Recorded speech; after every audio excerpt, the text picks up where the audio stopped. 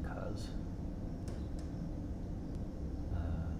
going outside of the initially called for scheduling, where first quarter week would be the Sacred Fool, the Star. Once again, things I intended to talk about initially align. So instead of going against that, I will just flow with that.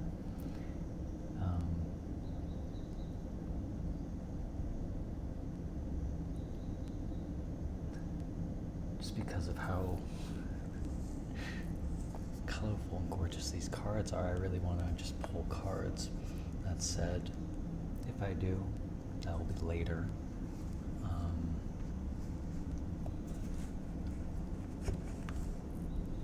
Because I want to, for one, I wanted to share the piece of this space without interruption in speech. And now to move into sound.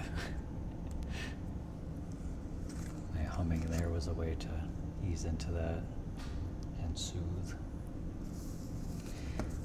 Let me move my little dice cards over.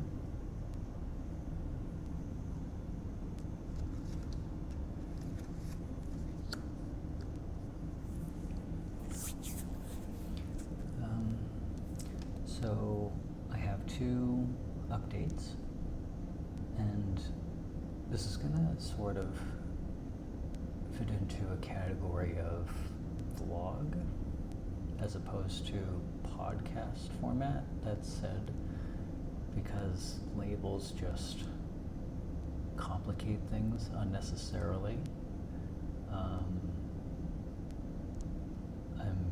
going to just label all my postings podcast unless I'm called to do otherwise. And so, first update to share is I now have some plant children at home. And I try to be super careful with them because I like how they are arranged. They're both Ionanthus, Tillandsia Ionanthus, so air plants. And this one is a peach Ionantha, and it came flowering already. And it's very interesting because even just yesterday, the second stem here, like that was inside that little bulb. So very fast moving. And this one, their name is Peachy Dawn. And this Ionantha is labeled as a rare Ionantha Rosita. And Rosita's name is Rosita Dusk, so dusk and dawn. I found very fitting with the Twilight theme and also the colorations. And I'm very curious to see how they change in color over time. Because even with Peachy Dawn, I was not expecting those white bulbs. I see a lot of pictures of Ionanthas with like a deep purple, and so it's a very pleasant surprise. And with the Rosita, I've seen a couple variations with their colors, but a lot of the times there's this deep like red and almost magenta-y color. It just turns into this very like deep, intensely colored expression of itself. And so just very, very curious to witness that process for them. I love how the finches are just regulars now. The other thing I wanted to share, although at some point I do think I'm going to make it like just a video, just for folks in the disability community looking for mobility aid reviews and such. Never enough of those, truly. And so with my smart crutches, or not smart crutches, with my SideStix crutches, they're really growing on me, and I've been using them more. And while I'm in the 30-day guarantee phase of things, I did take it upon myself to reach out yesterday to let them know, for one, that I really enjoy their product, and needed to point out two things that I need adjustments on. And like, although I can use these well enough, I am finding the left handle, for some reason, like it hurts and doesn't feel right. So I feel like it's just like the most minor manufacturing thing. And so just to like see if that's actually what the case is, or if my left hand is just now different than it used to be with the smart crutches, to where I didn't need any sort of different handles. I'm having a replacement left fin grip handle sent in, and then for the actual tubes themselves, not the lower tubes, but the carbon fiber tubes, I am exchanging those out for ones that are just 2 inches taller. And the customer service is fantastic, and they're very like progressive and with it company. They include pronouns in their email signatures, which is really nice, and super patient with me with this process. And it's one of those things to where, you know, a lot of companies, they're internet based in order to provide access to the world, right? And so there's a little bit more of a process for getting things to fit and to work for individual bodies, right? And so I appreciate their patience in that process, especially considering this is my first time using crutches like this, like the standard forearm Canadian crutch, because like I've said, the only experience I've had is with the smart crutches that are more like platform, and so I didn't have anything else like base measurements off of. So I'm looking forward to that. They're going to be sending me a return box with the replacement parts in it, and then it has like a return label, so I just put in the original parts that are getting switched out and just mail those back.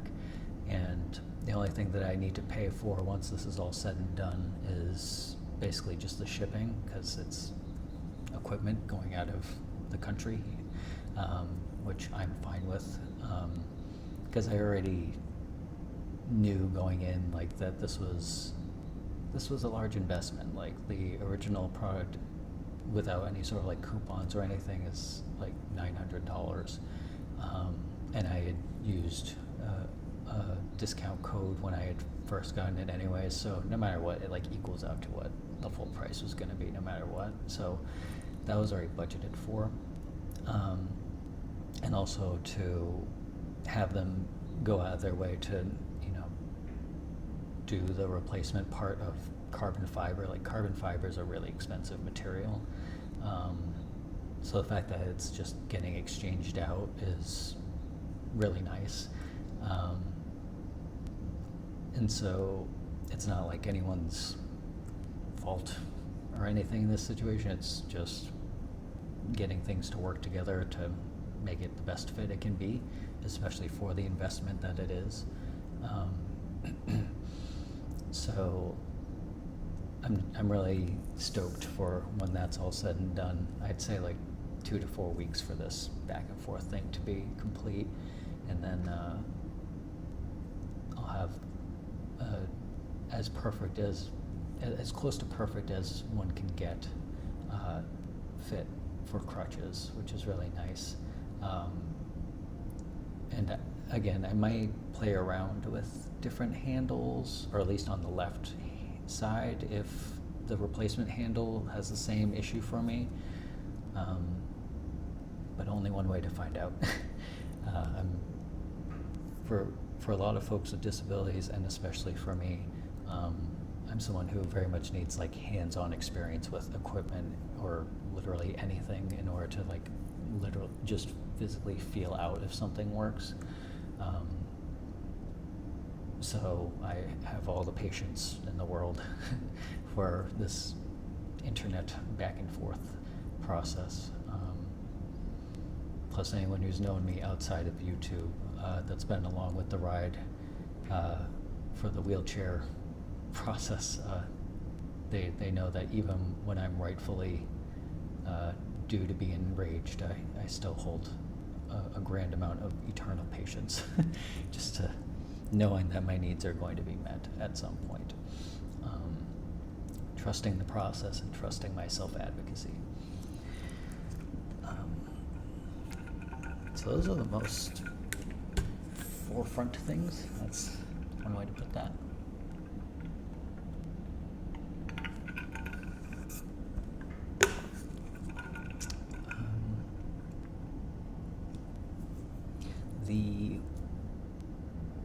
The Everence ink thing that I did mention in another video, the ash infusion additive for tattoo ink for my memorial tattoo. Everence ink is currently having like a supplier delay issue, and so they reached out to me and the other customers that had put in orders and refunded our order payments, and have offered a discount for when we go to put our orders back in whenever the supplier is readily available again, which I don't know how long that's going to be, but I'm sure they'll reach out to let customers have updates on that, and I'm trusting that it's all divine timing. It just gives me more time to settle into physical health focuses, and also gives me room to breathe between creative endeavors with actually drawing out the tattoo and doing the graphic design for it. Really get a sense of what in the long term is going to be the best design choice for me to have, what's going to be the most heartwarming and fulfilling to look at, every day. And for most of my other tattoos, I don't really give them much thought or time between. I've just gone with it, and overall that's worked for me. And in this case, because there's such a deep tie to it, I really want to be sure and give myself time to feel it out before going through with it. And that'll also give me time to reach out to different tattoo artists and get a sense of their energy and their work. Because I don't want just anybody to do it. Even if it's someone who's really skilled, I'd rather have someone who's less skilled and or experienced, like still well, but I'd rather that if they have better energy, because it's all about energy for me. So, yeah, that's where things are at in the 3D plane.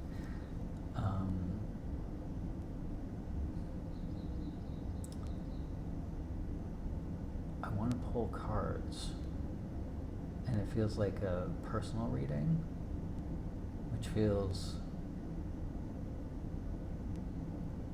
interesting to post a personal, like, for me reading. I'm gonna follow the call though. It's always the way.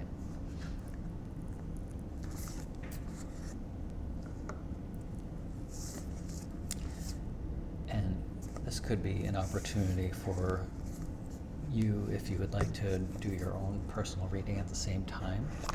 Maybe like a body doubling thing. Make this like a playtime, playdate sort of situation. Opportunity, rather.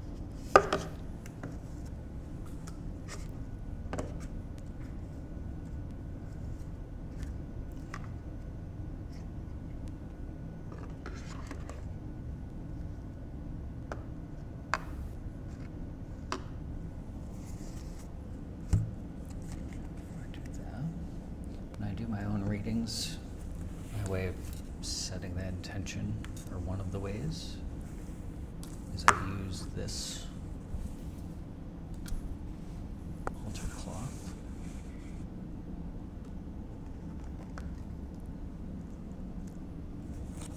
Also the death card on the bottom here.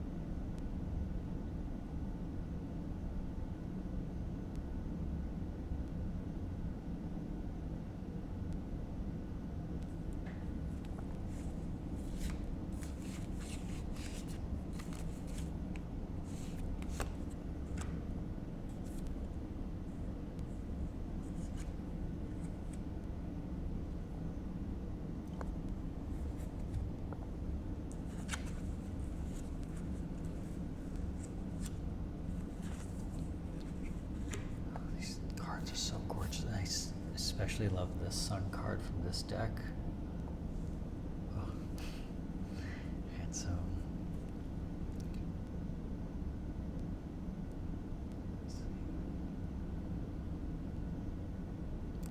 Two of Swords, Seven of Swords.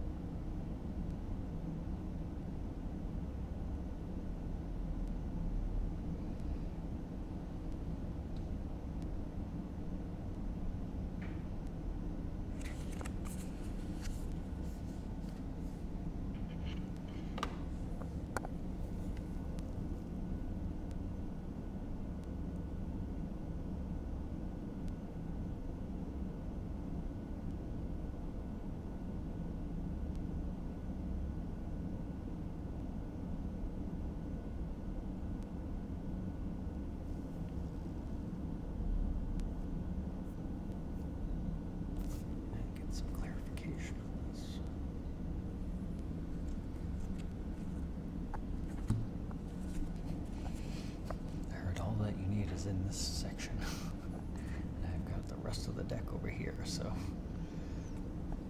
Okay. And the death card again.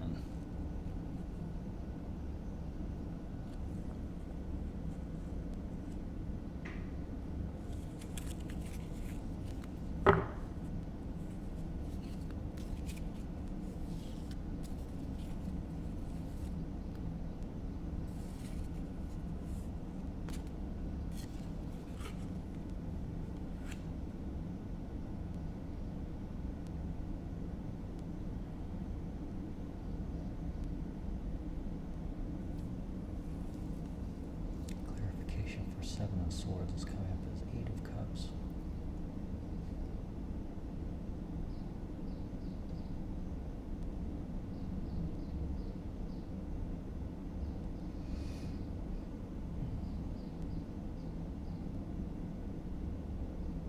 Of course, this is in a section of my layout here that's things that need to die off and be let go of.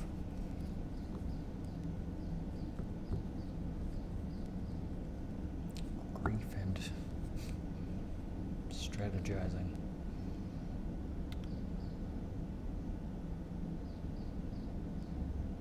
Like survival is just strategizing.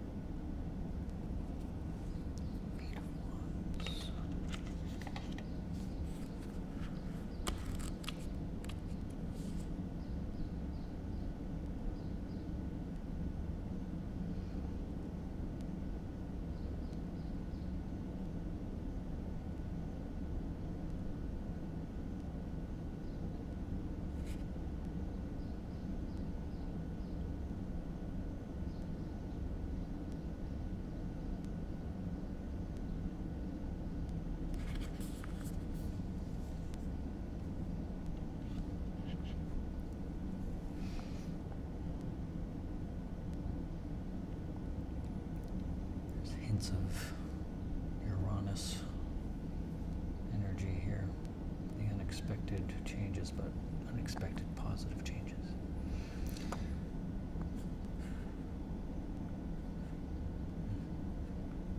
All right.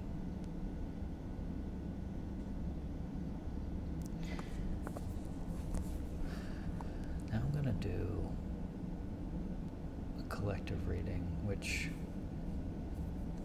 I was going to say for some reason, but it doesn't have to be a reason that I understand in the moment. Being called to use this portion of the deck as opposed to this portion that was taken up for my own reading. So, let us transition into that. Now what do I do with the cards that were pulled?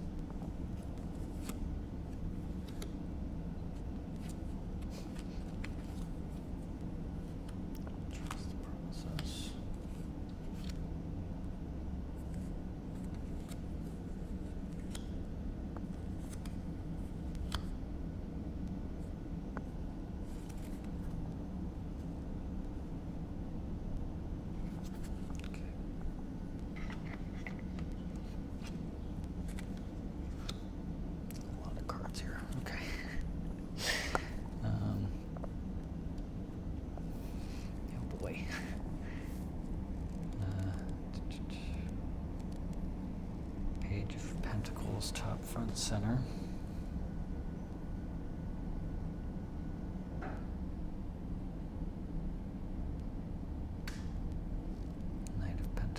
this side.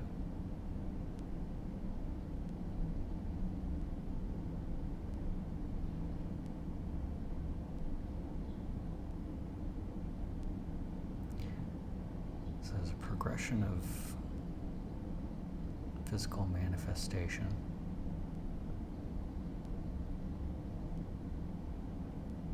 A building of confidence because of tangible results. Tangible evidence.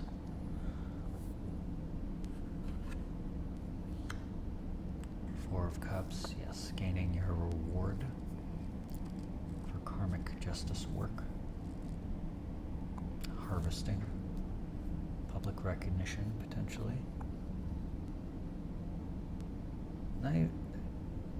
Not public specifically, could be for some of you.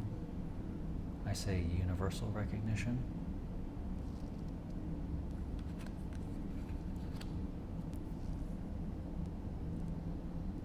Four of Pentacles.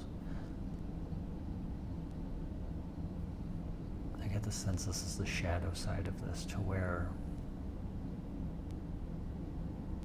part of the experience is fulfillment with these tangible rewards, this tangible evidence of your hard work, and the shadow side of that being an insecurity and old patterns of doubt in that need to die away, that aren't serving anymore, aren't in alignment with your frequency at this point.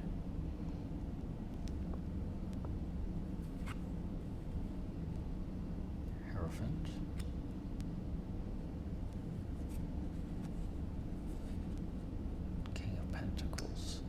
Progression here, and I would love it if you'd be able to see this layout. There's a progression here from Page of Pentacles, Knight of Pentacles, King of Pentacles, and the King of Pentacles is also in alignment with the Hierophant, so it's very much a balanced physical abundance, to where it's being used for empowerment, stability, the good of the collective, not personal gain.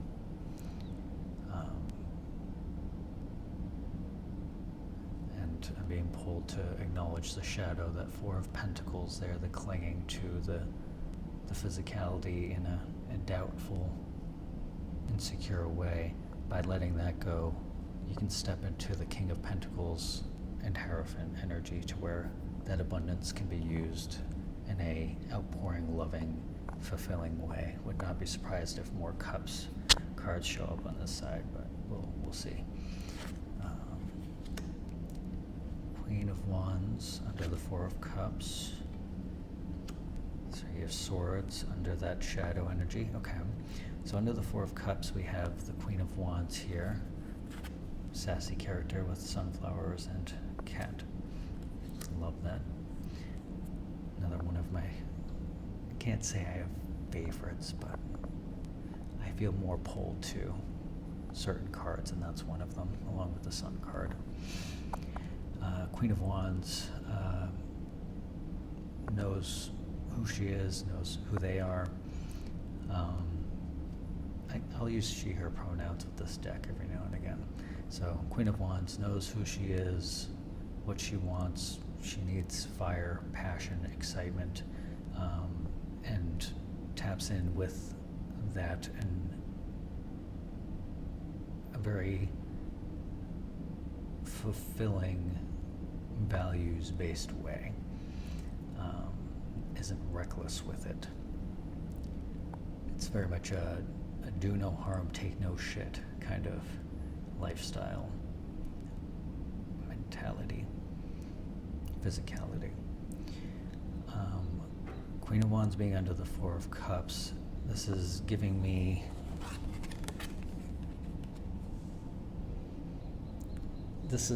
kind of giving me more of that public recognition.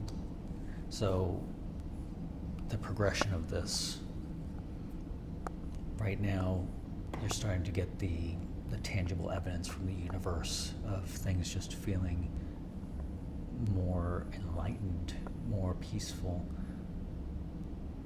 more harmonious, more right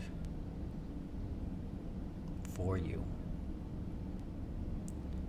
in a sustainable way. Getting grounded in that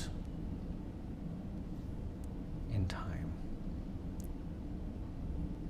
you'll be able to see yourself in that passionate, excited, warm, comfortable Queen of Wands, who is also, and hence I say grounded, in balance with King of Pentacles energy, rooted. The Three of Swords comes up here under the Four of Pentacles, aligning with that shadow energy. There's grief here, there's betrayal in past experience that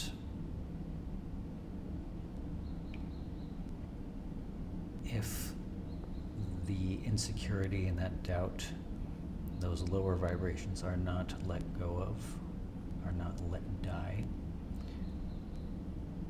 then it'll take you down with it. That said, there's a lot of very strong core cards here. So if anything, I get the sense that this is very much a peripheral experience and not anything that's going to have any outward effect on you. It's more of an internal experience that you have the awareness of, because this is all on like the edge of the board here. And so these are just things that you're aware of and observing, I feel. And what's coming through here is that as you step into your power, going higher up in those core cards, going from Page, Knight positions to King, Hierophant, Queen, as you step into your power, those wounds from others, or reflections of your own internal insecurity at the time, your own fears, that shadow energy, those will make themselves more known, but that's just to move it out with more ease. The more aware of them you are, the more consciously you can choose to let those be released and let those go. Six of Cups, yep, under the shadow energy line here. So very much filling your own cups here. There's balance, harmony, fulfillment in just watching those waves of shadow thoughts, shadow energy pass. Flow with it. Doing good, doing great. Center here, Three of Wands. I do want to check out this deck's Three of Wands.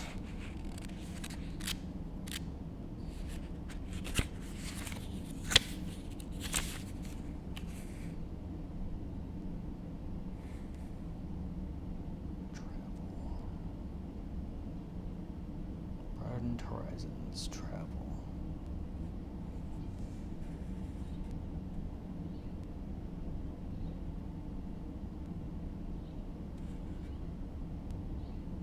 Opportunities.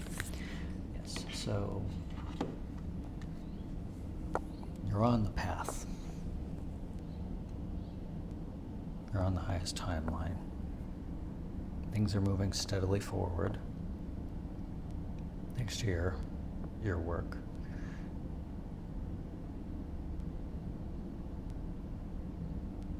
There is an underlayment of discomfort, but it's very much discomfort versus danger. Nothing here is a threat to you. Nothing in general is a threat to you. It truly is a matter of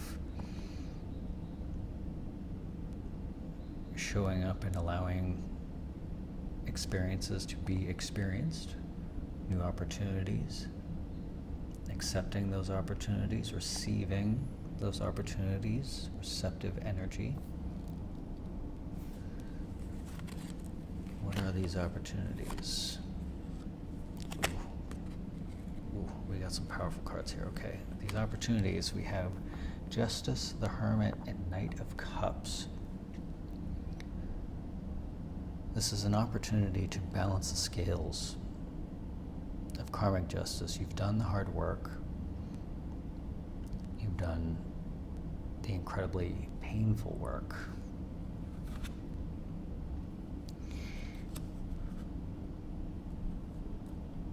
And so now you get to sit and receive your abundance now that you're seated in, that you're settling into that frequency of abundance.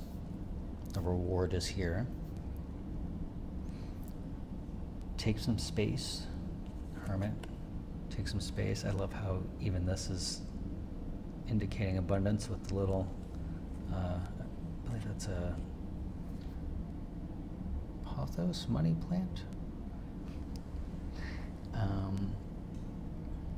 Just the flowers blooming there as well. There's abundance in taking space with you, with yourself. Allowing points of reflection so you can illuminate that which has been trying to stay hidden. So that way you don't have to deal with that doubt and insecurity floating around the peripheral. There's a lot of fulfillment here. Just a lot of full cups in this reading.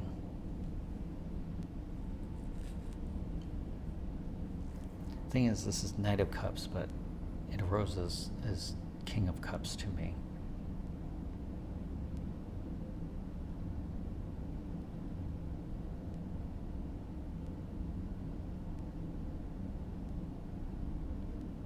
Fill your glass, or receive that which fills your cup. You have many cups available, so don't worry when one fills and overflows. There are many others available to you. And as it overflows, that is the only sustainable way to maintain that abundance, to expand that abundance. It is actually a matter of when that initial cup overfills, it pours into all the other glasses below it. It is simply the expansion that you have been longing for, waiting for, working for. And so certain of. There's a passion that's been here, a knowing, stubborn in the good way, knowing, a confidence here. Follow that confidence, that inner knowing. Now that it's becoming tangible to you. All right. This has been your reading. I'm going to put timestamps for this, so whether you did your own reading along with me or just sat in the peaceful space of doing my own reading before this and vlogging and whatnot, you can just go to whichever things align with you at the time. All right. I love you. I appreciate you. And I look forward to connecting with you very soon.